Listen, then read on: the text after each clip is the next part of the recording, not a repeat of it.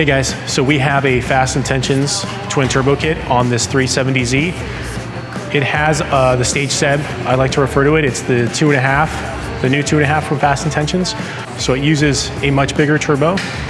The beauty of it is if the customer ever wants to build the motor, he has more power on tap, ready to go.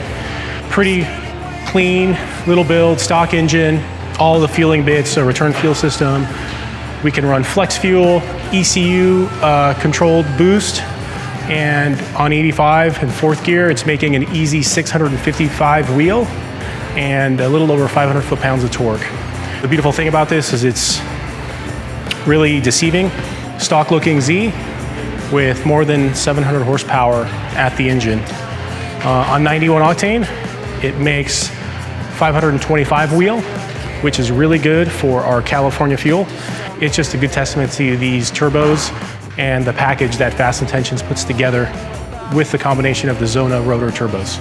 Overall, the client's gonna be super, super impressed with this. The goal, not only is it to make power, to make it go fast, but it's also to make it reliable. I think we fit the bill and checked all the checks on the boxes.